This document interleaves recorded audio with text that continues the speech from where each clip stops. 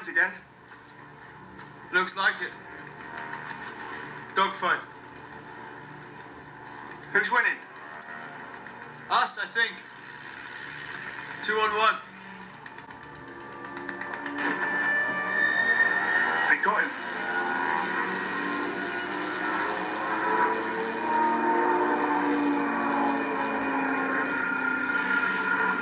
I couldn't help but, because I was so curious about, because I knew it was one take going in, quote unquote one take, I'll keep saying.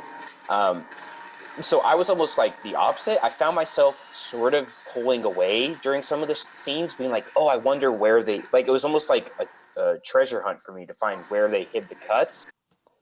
Hello, and welcome to another episode of Straight to VHS, the Chris and Carson Show. I'm Carson. Hey, I'm Chris. Hello. And that's right. I'm Kyle, not mentioned in the title. How are you guys doing? I'm doing all right. How about you? Well, I had a question I want to ask. I want a short answer. It could be yes or no. You can expound a little bit.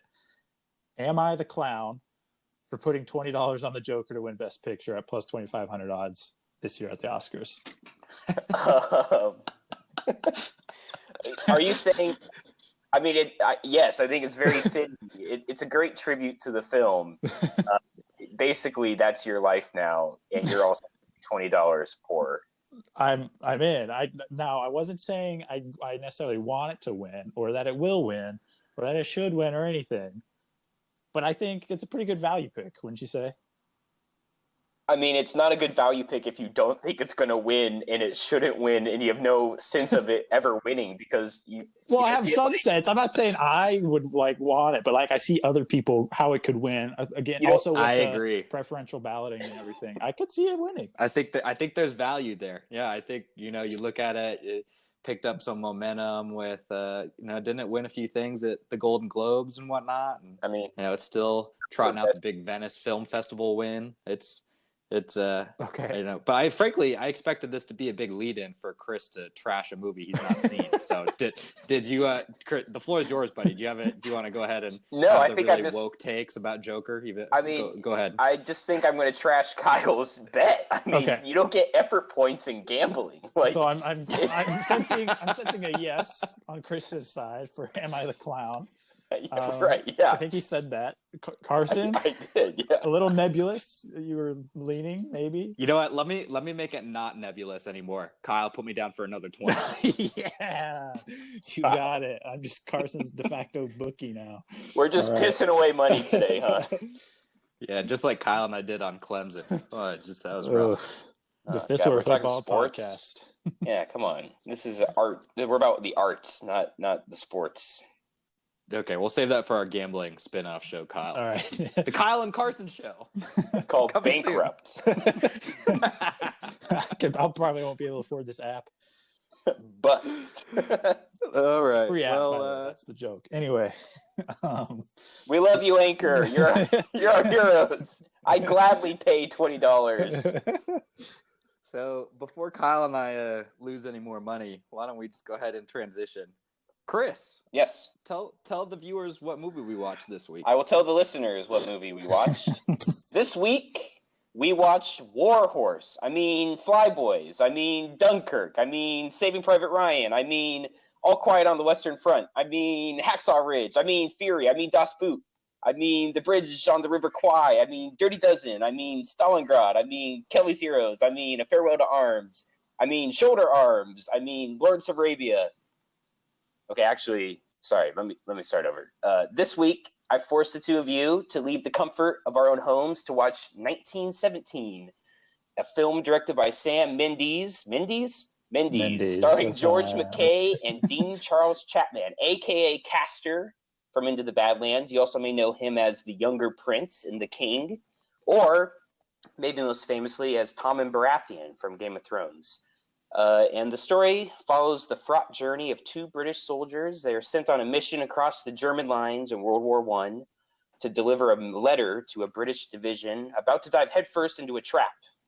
Will our plucky postmen survive bullets, barbed wire, and curdled milk to save the day, while also, taking a little time for themselves to stop and smell the cherry blossoms along the way? Who knows? I don't know. Watch a damn movie, or I guess you could just keep listening to this spoiler-filled podcast. So, Carson, Kyle, what did you guys think of 1917? I'll go ahead and start. I really enjoyed 1917.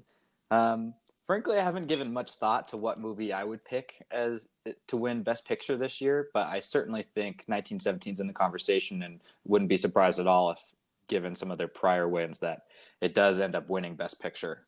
I'm sure we'll talk more about the main sort of cinematic staple of this movie, which was the quote-unquote long shot, how the whole movie is shot, just with the camera following the two characters around on their mission without any cuts. I thought, for the most part, that worked really well, and was just really cool and beautiful to watch from just a movie perspective.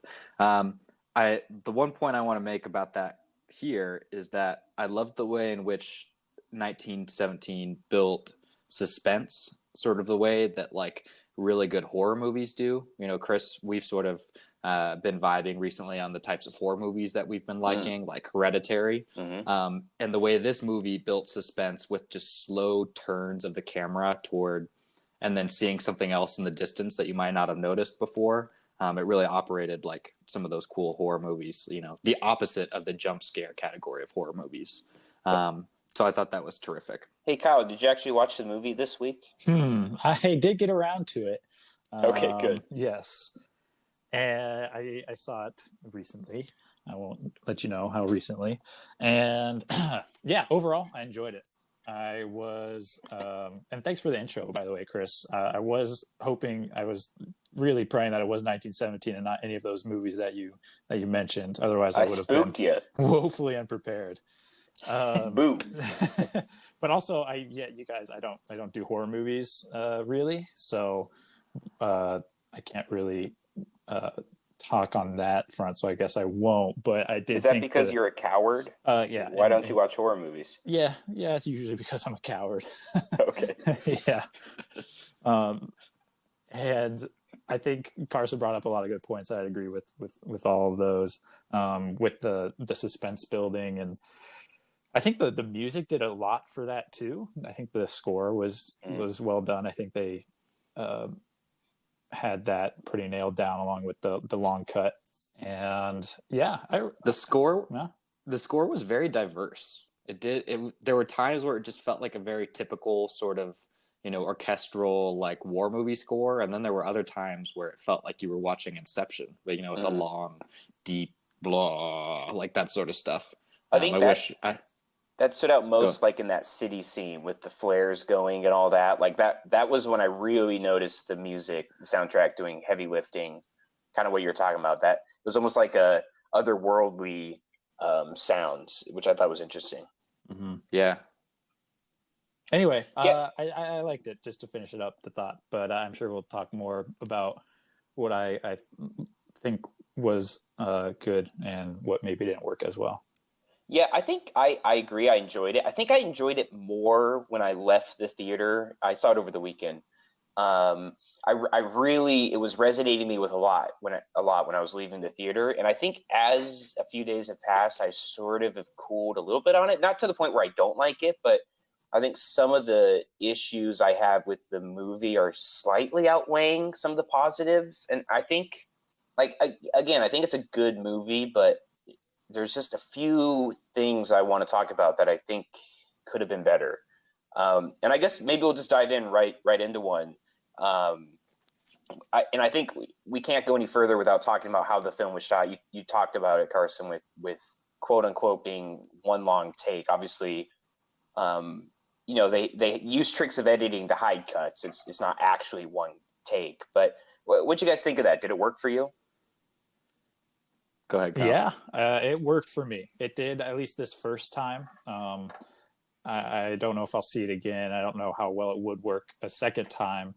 But knowing how it was shot actually going in made me appreciate it. And I wasn't even really looking for the cuts, and I'm not that kind of person to be like, oh, that's a cut, that's a cut, that's a cut. Because I just was marveling at all the aspects that were just actual long shots. And how Roger Deakins, the cinematographer, who's pretty much a lock to win for best cinematography, and as he should, because just the way that they kind of worked it all just was really amazing. And I found myself just really enraptured. Is that a word? Enraptured by it is by now by the you know, the way they got all the shots and the way they did everything. And it was for me. Yeah, I think I was a little different. I couldn't help but, because I was so curious about, because I knew it was one take going in, quote unquote one take, I'll keep saying. So I was almost like the opposite. I found myself sort of pulling away during some of the scenes, being like, oh, I wonder where they, like, it was almost like a treasure hunt for me to find where they hid the cuts.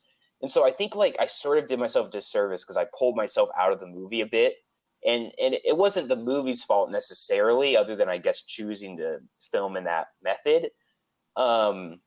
But I found it a little bit distracting because, you know, like a rock would go across the screen. I'm like, okay, that's a cut and that kind of stuff. I think also like the only problem I had with it a little bit is like, other than it, I mean, it was neat. It was well done. It was fun.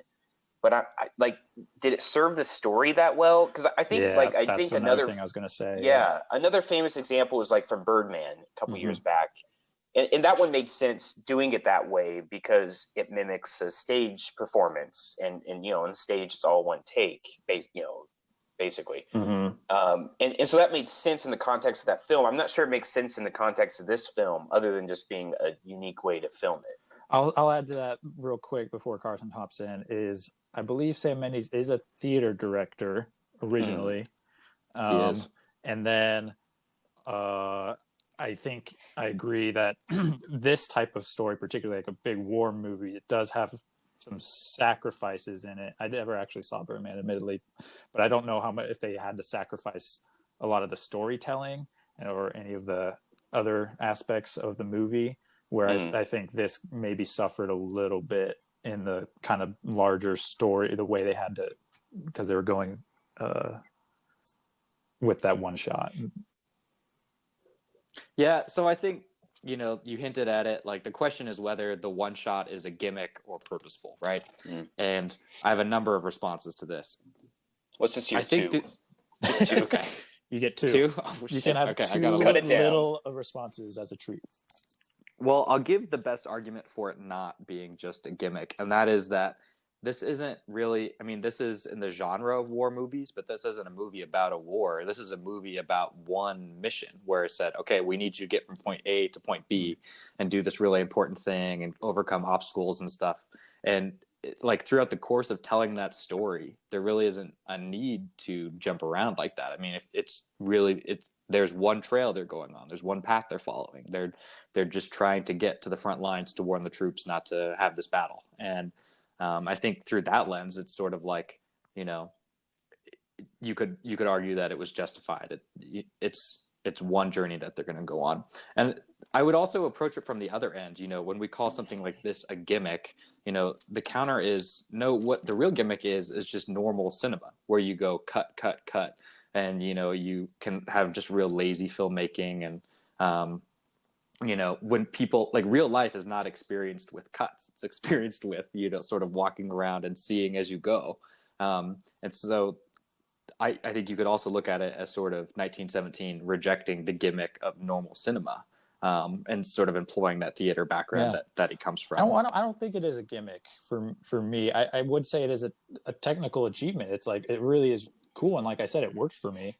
But then there was that, like, I'm trying to score the whole time, and I don't think I completely have the answers of squaring the circle of, they said it was supposed to take 6 hours at a minimum, maybe, to get there. And that's a 2.5 hour movie. And you have that hard cut in the middle that takes up X amount of time when he gets, you know, knocked unconscious. Right. But he doesn't actually move anywhere. Like, he doesn't like go anywhere. So that takes up the time in that aspect, but the space aspect doesn't really make sense to me. So I don't know. So I have another point, but I know I already made two. Chris, can I have another one? What do you think, Kyle? Should we give him one more point? Oh gosh, can you like talk a little bit before he does? No.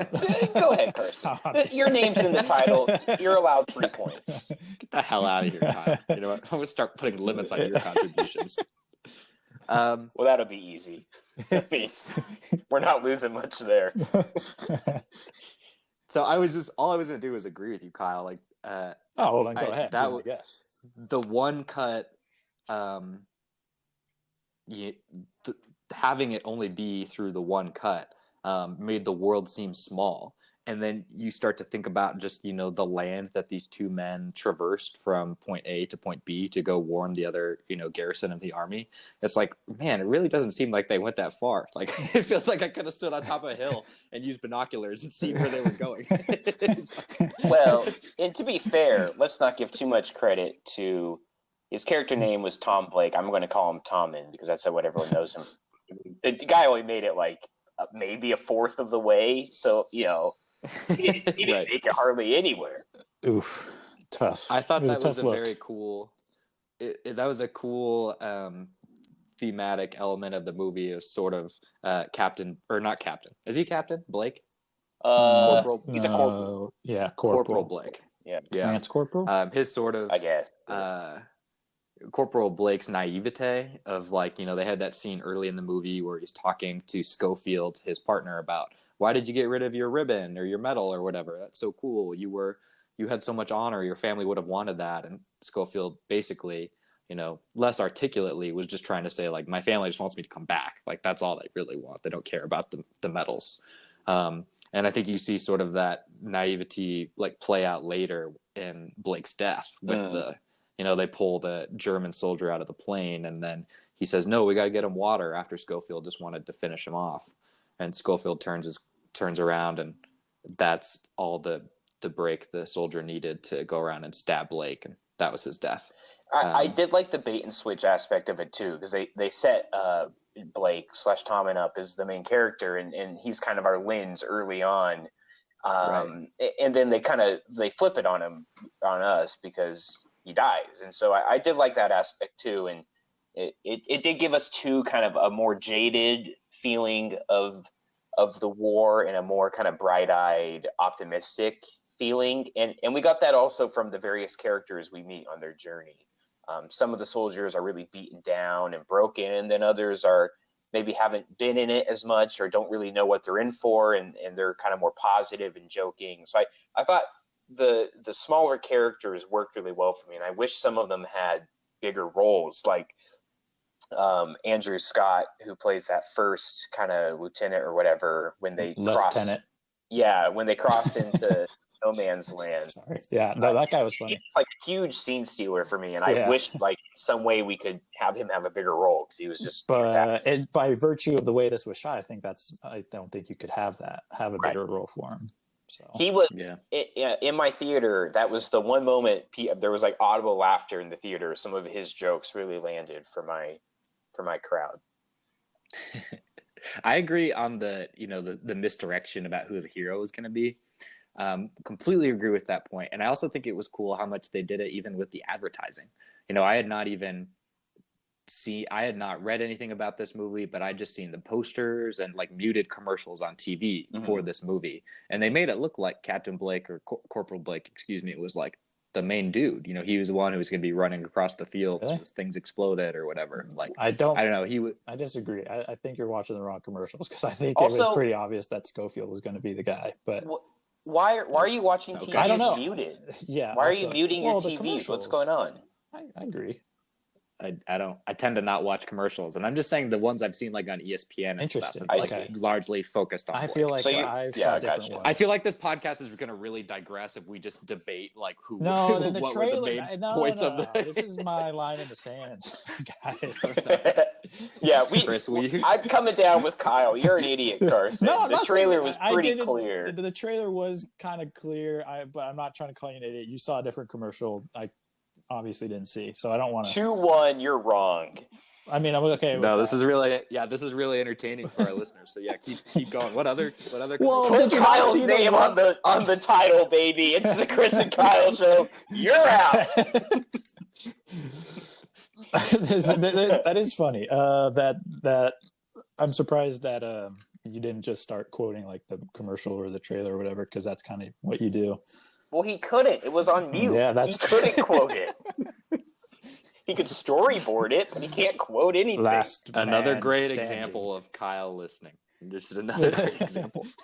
Okay, let's get back on track here. What do you guys think of the plot? Because one of the problems I have with this movie, as I've gone away from it, is I thought like visually it was awesome. I did like the long take, even though I had a few issues with it. And I thought the characters were good, but for me, the plot was sort of like mundane. There were a few set pieces that worked for me. The early crossing no man's land and the set pieces individually worked, but I felt like just in terms of a plot, it was sort of like, okay, point A to B, and we're done. And it was just like a little bit too simple. And I felt like the plot didn't do the rest of the film, like didn't do it service.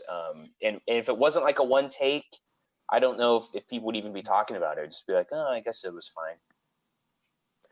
Yeah, I certainly found myself not really caring about various aspects of the plot. So I guess to that degree, I would agree with you, Chris. Like the scene where he's hiding in the town and he meets that woman and the baby that she rescues. That was unnecessary. Yeah, it didn't do a lot for me. And I also think, but I really liked the beginning of that scene in the town because that's where the big fire's happening. Mm-hmm. It looks really pretty. It's just, and the music, it just feels really epic. And then when he starts running around and stuff, that's when that was the biggest problem I had with the long shot. I was like, he's just sort of running around in the city and there's people chasing him.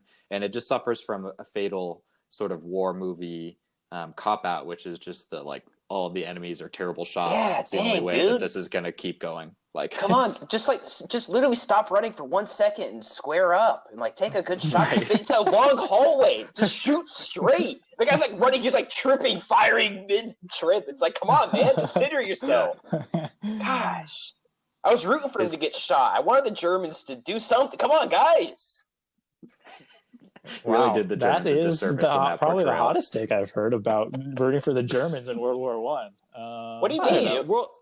World War One's a morally ambiguous war. We don't need to get into the history of it, but there was no good guys and bad guys, quote unquote, in World War One. And in the movie, there were no good guys and bad guys. I think that's a good thing to mention.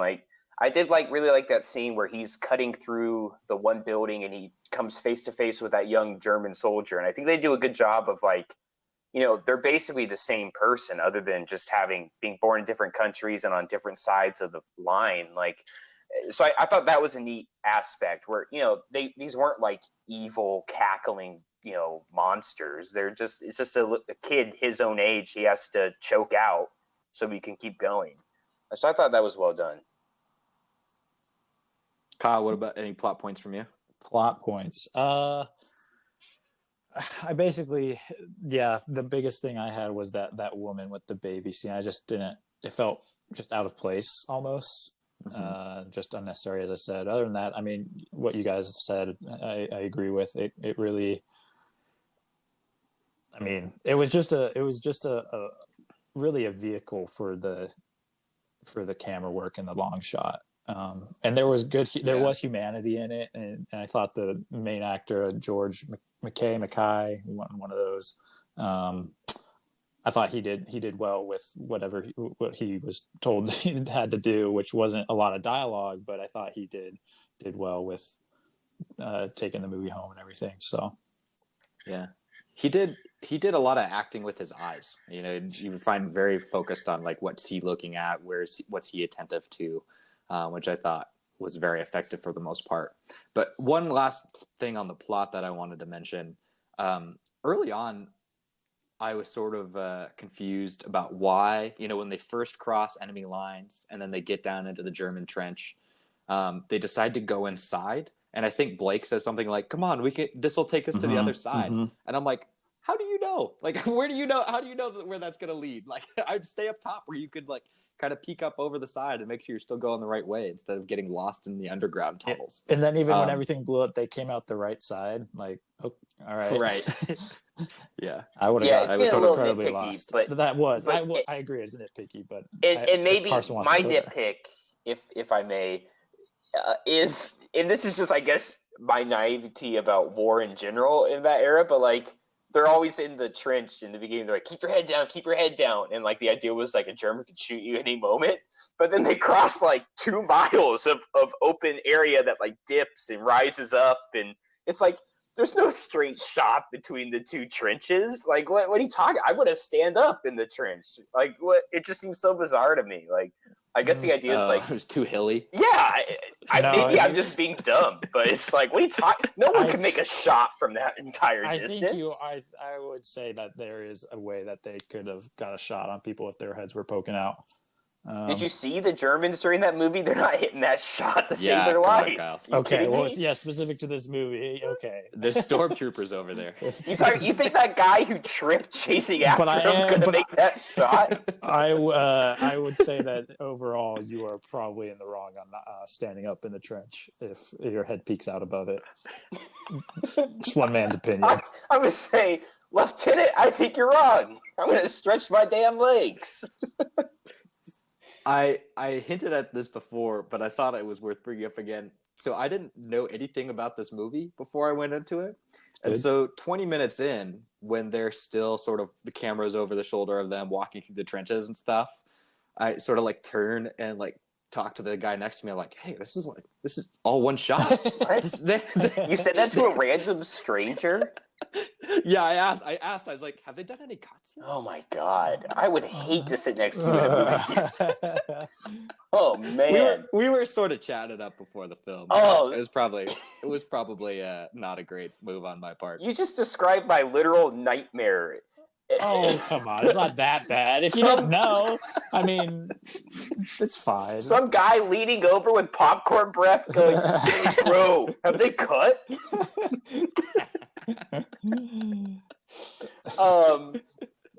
Look, I appreciate you guys indulging me because kind of pulled the curtain back for our audience. I picked the movie this time, and I sort of broke. Really pissed. I broke our one episode tradition. Our one episode tradition of only doing streaming movies, and made us all go outside and go to a movie theater. It was cold outside. It was very cold. It was bright. Oh, you went through. I went at night, so it was dark and spooky for me. I guess you not liking horror movies, you don't go out at night or something. No.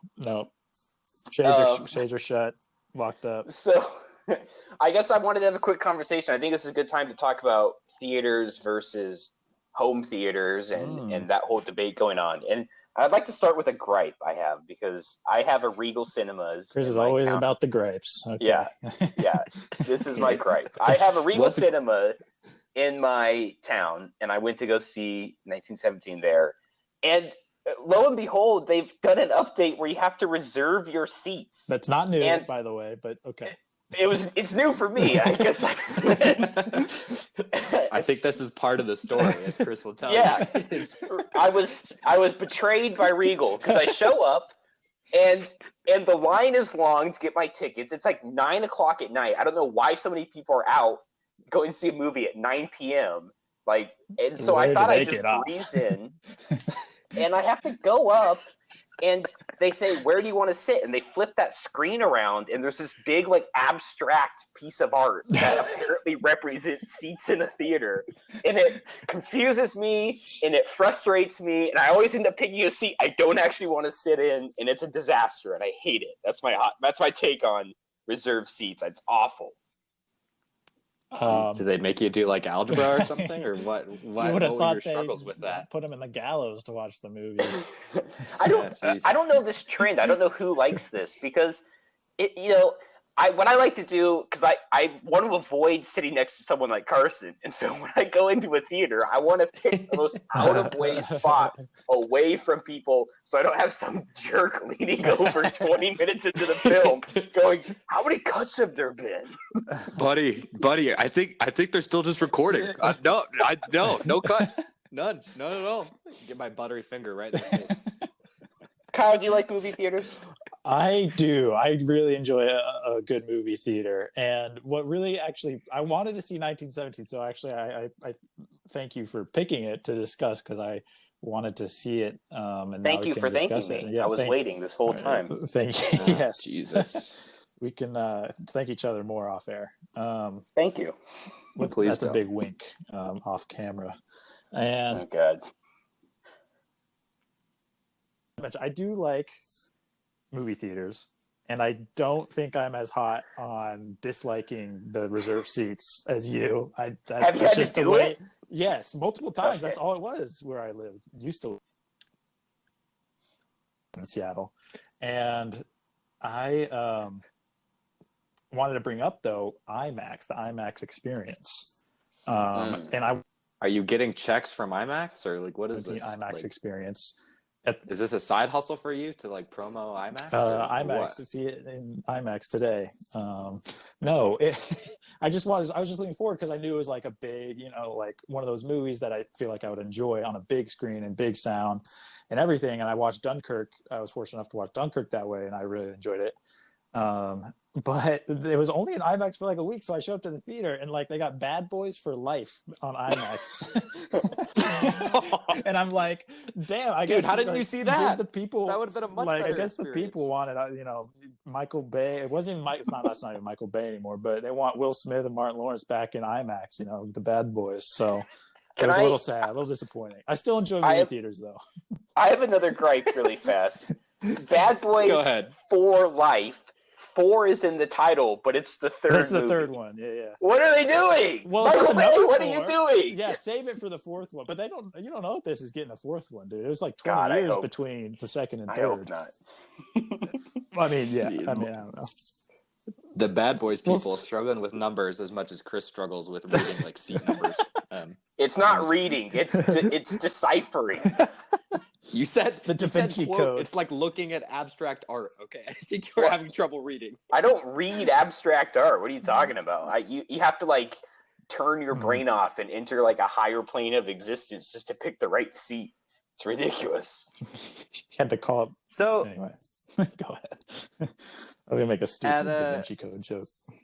Okay, well we're here already, so you interrupted me 3 times. No, so do you want to go ahead and make it? Yeah, all right. Go ahead. Chris had to call up Robert Langdon in order to choose a seat. All right. Whoa, yeah! Woo! Thank you. All right. That's a cut. Episode 2. We're out. Wow. So I too had to go to a movie theater for this experience. I have to say, it's just funny how like these movie theaters are still out here trying to pretend like they matter. At each time, you buy my ticket and, buy like my snacks at the vending spot. And then I even think like the ticket person like asked me like, do you want to be, a Harkins reward member or whatever it is? I got asked that 3 times as I walked in the movie theater. I was like, no, like you guys are gonna be out of business in like a year and a half. I'm not gonna like go through the pain of signing up to be a Harkins rewards member. Sorry, Harkins. Rest in peace. In the future. But it's just it's like movie theaters aren't like widespread enough. Like I don't have ease of access enough to any one chain to like make it worth my while to like become a rewards member. And like half of them I'm predicting are gonna be gone in the next couple of years anyway. So I just think it's funny how they're still like, please be a rewards member. Come here more. Buy all the popcorn. I don't think that movie theaters, and I also don't want movie theaters to disappear. Me neither. I think there's a time and place for them. I think a movie like this is better in the movie theater, a big kind of bombastic film like this. Last episode we talked about Marriage Story, and boy, I just can't imagine watching that in a theater. And my problem is I feel like certain movies audiences don't react well to. And you mentioned horror earlier. Like some of those horror movies that I go to or some of these kind of like more abstract films, art films, audiences just don't respond well. And it's just, there's nothing worse than when you're trying to enjoy something and there's someone behind you, like just talking the whole time, or there's someone in front of you just on their phone. And so, like, hey, buddy. Yeah. Did you see this film, I don't think they have any cuts. Right. Get so those stuff like assholes. stuff like that bothers me. And there's some movies I almost just won't go to the movie theater for anymore. But then you get stuff like Star Wars, and it's like, fine, it's loud, it's just a turn your brain off action movie kind of, so those ones I have no problem in theaters, and I think they're better in theaters. But I do have that line I'm starting to form where either I want the theater dead empty just for me would be perfect, or I'm gonna have to wait till it comes out and I can watch it at home. I want to highlight one class of movies because I agree with you. There are some movies that are just worthwhile to go out and see, and then there are other movies where it's like, no, I'm going to wait for it to come to screening, or like Marriage Story. It's really just like perfect for your couch and nothing else. But I saw Get Out in theaters, and like movies like that. I mean, it's not like a horror movie. I mean, it's sort of suspense thriller sort of thing. But like you see that in a packed house. Like that's fun, of people gasping together and laughing and like, shouting out at the main character, like, don't go that way. Like, okay, so that didn't actually happen, but like things like that, like, just like there are certain movies where like the audience reaction adds a lot outside of, I think the war and super big action movies and stuff like that. Mm-hmm. Yeah, I too love movie theater. Yeah, well, I was going to bring up, you kind of contradicted yourself, Carson. Sorry to call you out in front of your friends, but you said, I want movie theaters to stay, but then you're like, I'm not going to join your freaking movie club member pass because you're going to be gone in a year and a half. So it's like, I'm just giving you grief. You don't have to join them, and just you joining them isn't going to keep them alive. I feel like, how do I respond from that KO punch there from Kyle? I think, man, there's only one way to respond. Put me in my place. Wow. There's only one way to respond. Get in your car, drive to your theater chain, and buy a club membership on during this podcast. It'll be a great conclusion to the podcast. Carson finally put a bow on it. Theater. Yes. Harkins, I'm coming. Stay right there. Don't forget to buckle up, Carson. Be safe. No, I think this is a good point to transition to everyone's favorite segment each and every week, The Notebook. Notes for Note time like the present. All right. Nostradamus. I'm out. Kyle, you got another one, Kyle? I had one in the chamber, and that was all. So, all right, good job. You made contact. If I think of one, I'll shout it out. All right. Chris, what notes do you have on this movie? Oh, I get to go first? Yeah. I just wanted to mention one quick thing. I thought the sound editing and the sound mixing on the bullets, the gunfire, was awesome. Like, the moment that jumps out to me is when he's trying to cross that bridge, and he's like kind of balancing on the bridge, and it's really kind of quiet crossing the river. And just all of a sudden, this crack of a gunshot comes out. I literally jumped in my seat. And it was like very startling, and I just like that kind of punchiness of the bullets. No, I agree. I think it's not something I would have thought about had you not said it. But thinking back on it now, that was definitely a sort of a unique part of this film, the way they did that sound. My first one is on the milk. Y'all remember that fresh milk they stumbled upon? That was nasty. That was fresh. I'm not sure. That was nasty as hell, dude. Well, okay, so I'm gonna maybe this is a take against what I'm about to say, saying that it would be nasty milk, but I assumed that it was fresh milk or so, and I just wondered why they didn't freak out when they showed up. It's like, oh, somebody's been around to like milk the cow this morning, like that didn't like register anything for them, because there's a point earlier in the movie where they like knock over a trash can that has like embers and stuff in it, which was everyone got as a signal of like, oh, the Germans were just recently here, blah blah blah. But like someone having freshly milked the cow didn't arouse any suspicions from anybody. He was just like, oh hell yeah, milk. Dude. Okay, load up on that. I think that milk had been there for like 2 years. I'm telling you. 2 years. It's like sour cream at this point, dude. I mean, I felt like it poured pretty smoothly. Maybe I missed something. Okay, as long as we're on the milk, this is the nitpickiest of nitpicks, and I'm not even like nitpicking. This is a general curiosity. It sounds like you're gonna nitpick. No, here's my question: is he's got the bucket of milk, right? And instead of like filling his jug up right away, and I get he's like trying to taste to see if it's good, but he dips his like, okay, it wasn't his like infected hand that probably he's going to need to get amputated, but it was his other hand that is equally just dirty, and he dips it in and then puts it to his mouth, and I'm like, that's just gross. Like that's gotta be. And now he's just infected the whole milk. Then he fills up the jug and then he gives it for the baby, and I'm like, I know. Okay, that baby's a goner at that point. You just wasted some perfectly good milk. Like yeah, and like a child. You were putting your hands all in the mud and everything, and he put his hands literally in a dead body. Yeah, well, he used the other hand. That's what I was referencing. It wasn't that hand, but yes, agreed. It's all bad. Anyway, it's all grody. Do we think he survives the war? Do we think that character doesn't make it home? Holy cow! The child or Schofield? Well, it's 1917. Because the baby absolutely over, not. Right at this point, absolutely not for the baby. He's got like gangrene, dude. He's got like a zombie hand. Yeah, I'm saying that hand's got to go, but yeah, okay. And then he'll survive with one arm. Okay, I got you. Yeah, that's okay. Yeah. I'm gonna give another note here. I loved Three Loves. Benedict Cumberbatch as a Lieutenant Mackenzie or whoever that was. Standing.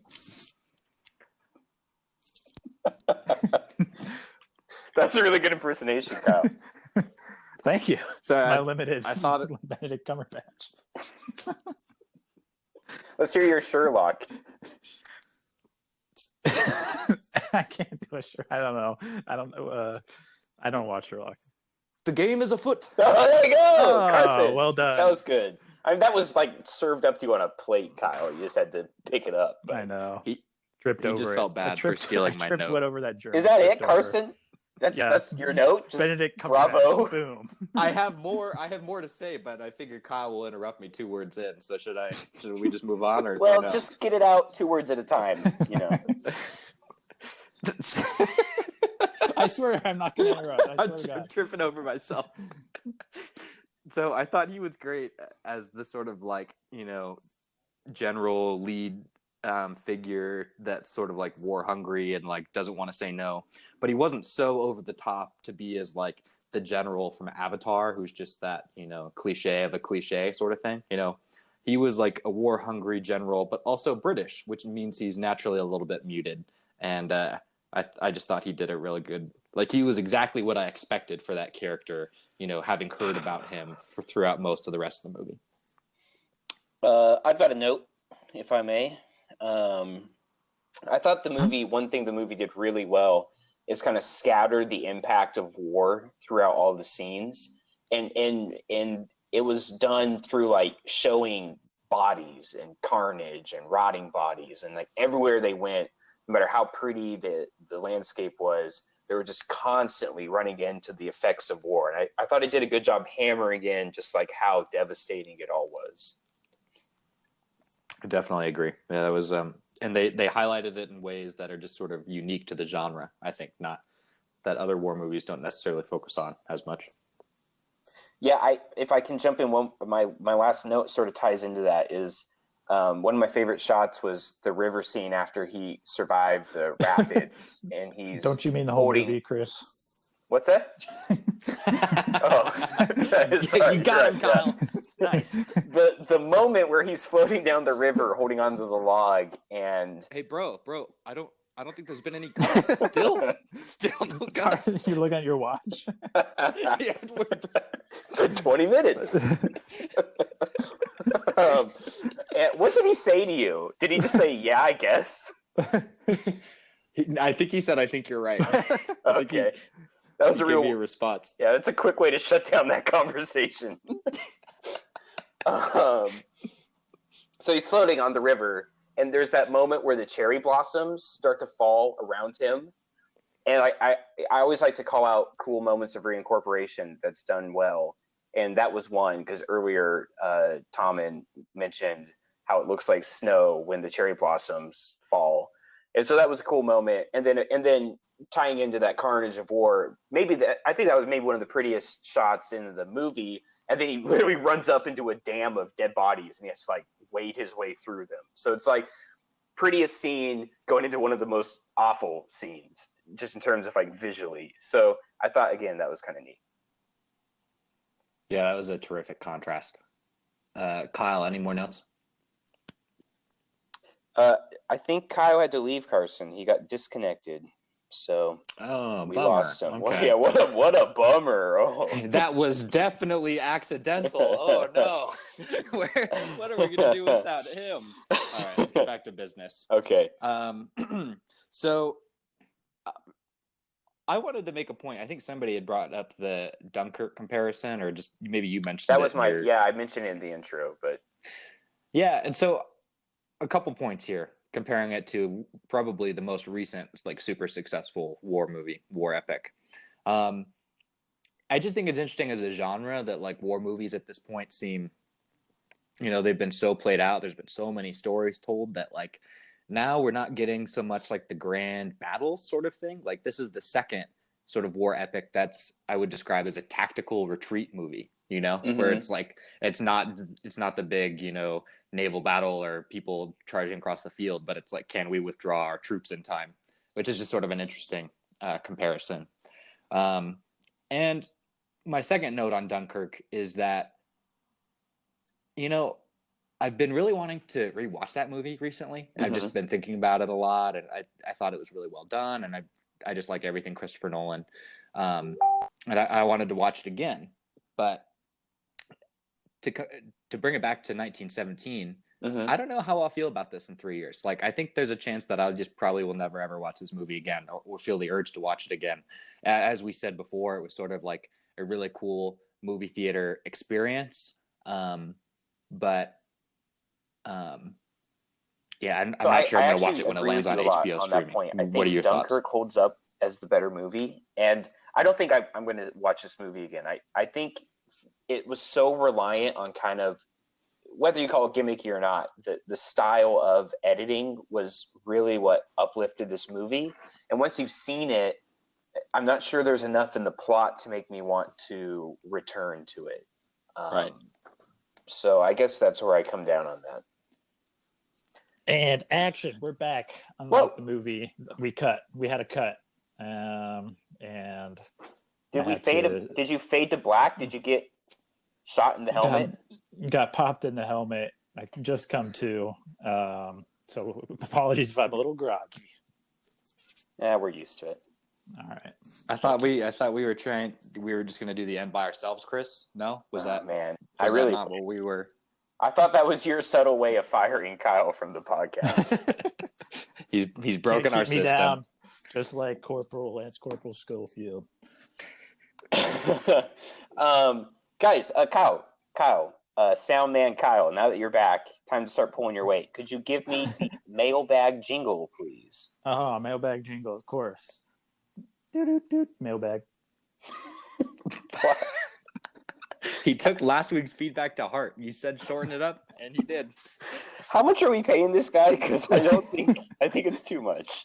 He's paying us $10 an episode to be a part of it, so I'll up that.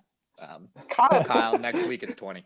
You don't have that kind of money, Kyle. You're way on betting on the Joker. You can't be on it. Once I hit big, I'll afford the whole year of episodes. So I guess first, Kyle, any mail you've received recently? That is funny. You should ask. This is not what mailbag is. Okay. All right. Fine. I didn't get anything then. You're right. Mailbag is about the legions of fans who just write in your P.O. box and overwhelm me. Guys, it's too much. I'm sitting here. I spend all day opening letters from our fans. I'm tired. I need to do something anymore. This is so much. Mountains and mountains of fan mail. Some mention you, Carson. Kyle, you get a decent amount, and just a lot of love from me. Oh, wow. But so, every week I pick a letter to read. And I thought this one actually has a question, so we can respond to it. It's kind of a fun back and forth with one of our listeners. So this letter is from Dane Thompson from Montana. Hi, Dane. That was me. That wasn't the letter. I was responding to the letter writer. Got it. I was like, wow, Dane is really bad at writing letters. Like, he wrote, Dane Thompson of Montana wrote, huge fan of the show. You guys are awesome. So, and he wrote in parentheses, pregnant pause. I've got a question. If Netflix didn't exist, what would your go-to streaming platform be and why? I heard a gasp. Is someone shocked that Netflix hypothetically might not exist? Are you okay? Hypothetically, don't even talk about it. I'm halfway through watching New Girl right now. Am I just supposed to pretend like Jess and Nick never get back together? Like, I need to know. Like, that just would really impact my life. So sorry. Sorry about that. Okay, so what was the question? Did you not listen when I read it? Were you you just heard Netflix? Did it exist and your brain exploded? I actually clicked over to my Netflix tab and looked at what I was watching. So. Oh, okay. Was the question? I think the question was like, hi Dane, or like, hey Dane, or something. Wasn't that how it began? Yeah, hijack my segment. Go ahead. Tell us what So I think the horrible, just like gut-wrenching question that we're supposed to contemplate is what we would do and what other streaming service we like best if Netflix didn't exist. Yeah, it's interesting because I feel like that's be such a big vacuum, and I'm not like I don't like Netflix. If it's not Netflix, there's some other huge conglomerate of just like streaming. Yeah. I don't know, like Netflix is not the end all be all. Anyway, so I guess I'm using this as a chance to say maybe something I like about other streaming sites. I guess my answer would be HBO Now / HBO Go. And the reason I say that is because, one, they have good stuff on there. But two, I sort of am like coming back around to this idea of like weekly posting of new episodes. I think I'm tired of this like binge watch episode dump where you get like 10 episodes, 10 hours all at once. And it's like, Disney Plus does the same thing. HBO does this. Chris, I am in church right now and the spirit is moving through me. I couldn't be vibing more with what you're saying than I am. It's that praise. It's that anticipation for me. It's like it becomes just like appointment viewing, and I think with HBO you saw it with Game of Thrones and other shows too. Where what I like too about it is I feel more able to talk about the show via social media, to engage with other fans of the show, because I don't have to run the risk of either spoiling it or having to spend 10 hours of my life in one chunk watching the show so that I can engage with it online. That's why we here at Straight to VHS, the Chris and Carson show, don't dump a bunch of episodes on you. It's appointment viewing here at the pod. We don't condone binging. Nope. Right. Unless it's gambling. Kyle, put in my bets. No, I totally agree with you. I also would have picked HBO just because I feel like they have the most stuff. But instead of just agreeing with Chris, I'll add a point as to why I'm not picking something like Disney Plus. And that's just because I feel like I make more of an effort to see those sorts of big blockbuster Marvel, Star Wars, etc. movies, that makes up a huge part of their catalog. Like I make an effort to see those in theaters just because they're fun in theaters. I just, there's a lot of things on HBO that are more unique that maybe didn't come to a theater where I'm from, and they have better television. And so that's why I would agree with Chris. Yeah, I think the future, Disney Plus, once they get more of those shows firing off, because really, other than The Mandalorian, no one's really watching much on Disney Plus right now. But once they get some of those Marvel shows, maybe that'll change. I guess it's to me. Yep, you're the third person. Do you need us to recap our answers because you weren't listening? Or no, I was listening, but I just, you guys picked HBO. That's like the top dog. I feel like that's the good answer. Are you a Hulu man, Kyle? You get off on those commercials? He likes YouTube that's Red. The thing. Cobra Kai. Wax on.